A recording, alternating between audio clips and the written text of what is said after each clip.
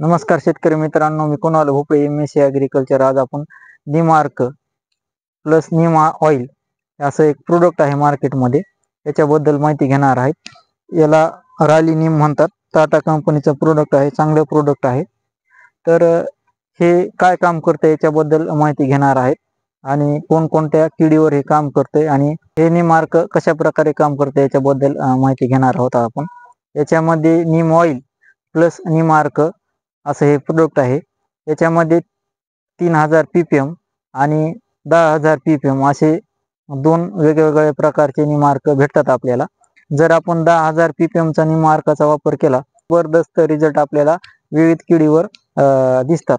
तर 10000 ppm चा निमार्क आपण किडी येण्याच्या अगोदर झाडावर फवारलं किंवा कीड आल्यावर जरी झाडावर फवारलं, तर याच्यामुळे काय होतंय की किडी त्याच्यावर अंडे देत नाहीत, आणि जर अंडे दिलेले असले तरी त्या अंड्यातून पिल्ले व्यवस्थित त्यांचे बाहेर निघत नाहीत।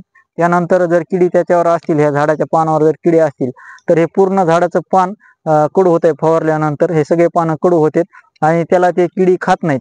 आणि जर झाडावर कीड असली तरी पण ते किडी त्याला खात नाहीत, कारण की त्यांची भूक मरून जात असते निमार्काची फवारणी केल्यावर। आणि त्यांचं प्रजनन पण ते करत नाहीत, कारण की त्याच्यावर अंडे देत नाहीत आणि प्रजनन पण त्यांचं निमार्कमुळे होत नसतं। हे कुठल्याही मित्र किडीला हानिकारक नाहीत।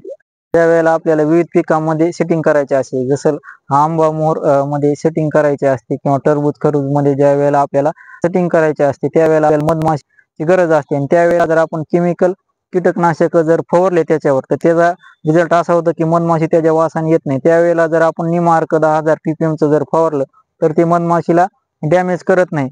त्याच्यामुळे आपण त्याचा वापर सेटिंगच्या काळात केला तर त्याचे चांगले रिझल्ट आपल्याला भेटतील। मित्र किडी पण त्याच्यामुळे मरत नाही। लेडी बर्ड बीटल असू द्या किंवा क्रायसोपा यासारखी किडी पण त्याच्यामध्ये मरत नाही, आणि त्याचा चांगला रिझल्ट पण होतो की कडूपणा आल्यामुळे किडी पण त्याच्यामध्ये काही खात नाही।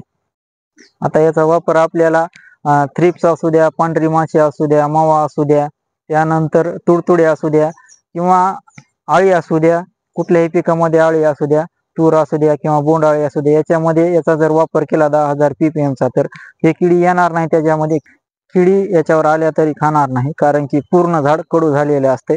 याचा डोस आहे तो प्रति पंपाला 40 मिलीचा याचा डोस आहे 20 लिटरला, आणि 200 लिटरला जर वापरायचा असेल तर 400 मिली वापरू शकता।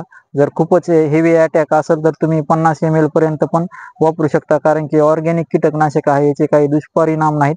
कुठल्याही बुरशीनाशक किंवा कीटकनाशकासोबत वापरू शकता, कुठल्याही टॉनिक सोबत वापरू शकता तुम्ही। हे खूप चांगले रिझल्ट आहेत।